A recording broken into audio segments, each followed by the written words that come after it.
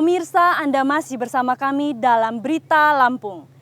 Bagi Anda yang baru bergabung, berikut Berita Lampung pilihan hari ini. Bagaimana dakwaan penuntut umum dengan demikian maka penjara dan nasihat untuk terdakwanya. Dua narapidana jaringan gembong narkoba Freddy Pratama divonis hukuman mati. Muhammad Najar Gonzales itu ya, kamu punya hak. Harga bahan pokok dan sayur mayur naik, dampak cuaca buruk.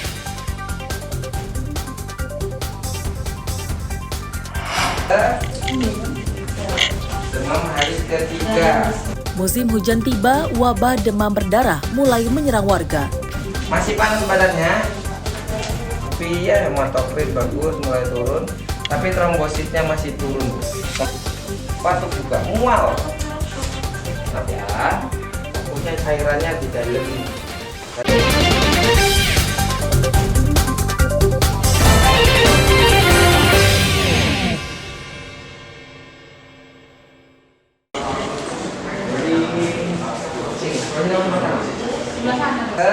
Beberapa rumah sakit di Tulang Bawang mulai menangani banyak pasien demam berdarah denggi atau DBD, di antaranya Rumah Sakit Mutiara Bunda Banjar Agung. Masih panas badannya. Hingga Senin siang kemarin ada 15 pasien DBD yang masih menjalani rawat inap.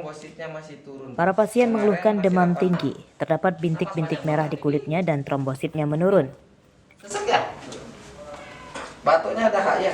Kalau diagnosanya sih DBD, gejalanya demam, badan sakit-sakit semua, terus mual, muntah, gitu sih Om. Kemudian ada berapa hari nih? Kalau demamnya udah 4 hari. Di lingkungan ada nggak sih yang sakit sama? Kemarin ada yang udah kena. Satu keluarga? Satu keluarga. Dirawat di rumah sakitnya udah hari ke-4 ini. Kalau dari gejala sudah hari ke-7.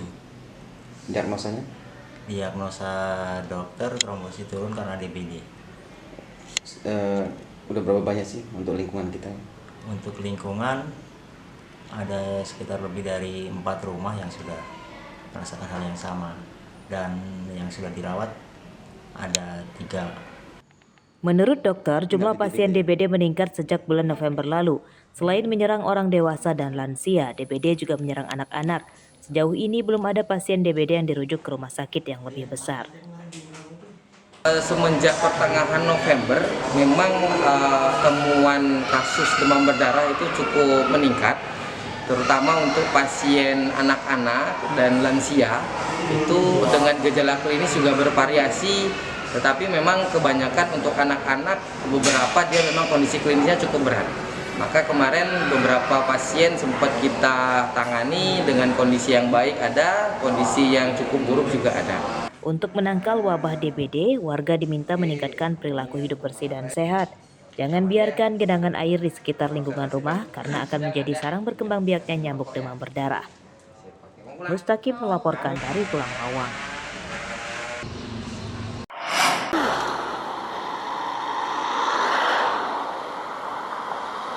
Distribusi bantuan sosial berupa beras atau bansos beras kepada ribuan warga miskin di Kabupaten Tulang Bawang Barat dan Mesuji terus dikebut. Ini karena tahun 2024 akan segera berakhir. Penanggung jawab pendistribusian bansos beras di 3 kabupaten tersebut adalah Bulog di Pagar Dewa, Tulang Bawang Barat. Penyaluran beras bantuan juga melibatkan pihak PT Pos Indonesia, di mana beras dikirim dengan puluhan truk ke desa-desa. Setiap warga penerima bantuan akan mendapat masing-masing 10 kg beras.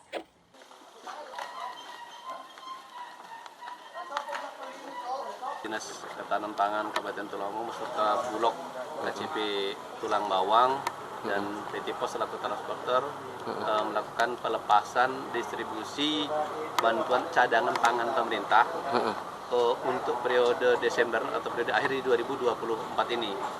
Adapun jumlah penerima adalah 30.883 penerima bantuan pangan. Masih sama seperti periode yang lalu. Pendistribusian bansos beras diklaim Bulog tidak mengganggu stok beras menjelang akhir tahun ini. Bahkan pihak Bulog menyatakan stok beras tercukupi hingga 6 bulan ke depan. Stok beras kini lebih dari 40.000 ton dan stoknya akan terus bertambah dari penyerapan panen di akhir tahun ini.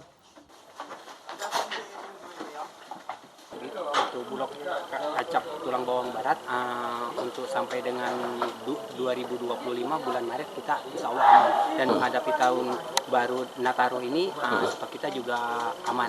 Karena kita juga merupakan daerah sentra produksi, Bulog Kacap Tulang Bawang Barat juga menyerap hasil produksi dari petani di sini. Oke. Meski stoknya di Bulog melimpah, namun harga beras di tingkat pedagang pasar saat ini masih tinggi. Harga beras di kisaran Rp12.000 hingga Rp15.000 per kilogram tergantung kualitasnya. Meski harganya tinggi, stok beras di tingkat pedagang juga melimpah. Mustaqim melaporkan dari Tulang Bawang Barat.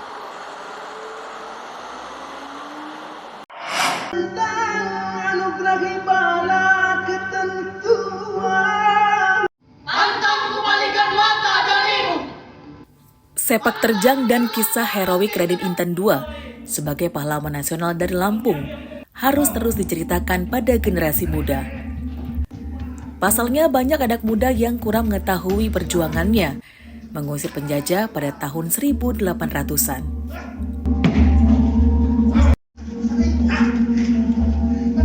Upaya ini salah satunya dilakukan salah satu teater di Lampung yang membuat pertunjukan bertajuk Di Mana Engkau Raden. Ratusan penonton memenuhi teater tertutup Taman Budaya Lampung, Kecamatan Tanjung Karang Barat, tempat acara digelar pada Minggu malam.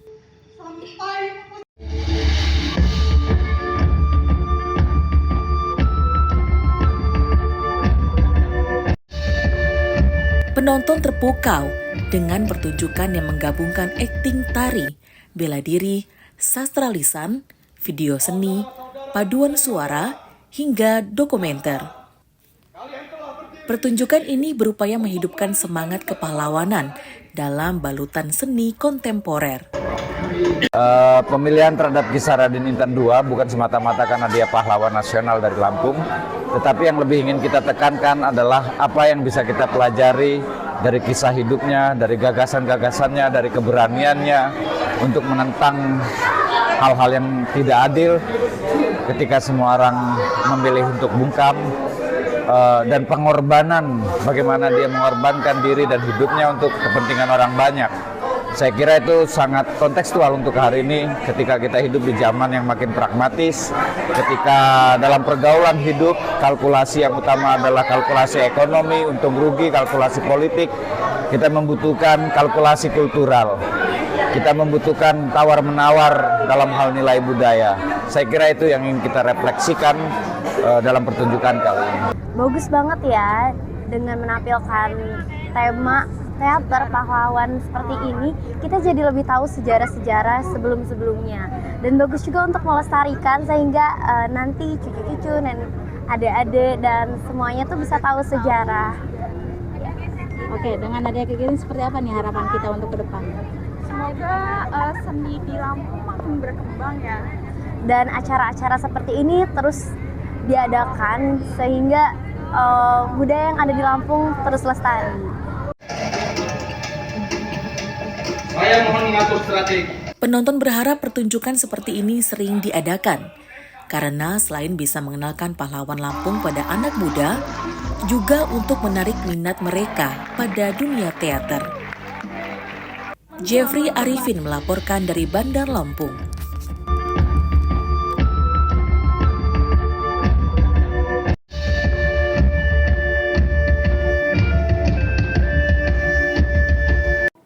Pemirsa, informasi tadi sekaligus menutup perjumpaan kita pada pagi hari ini.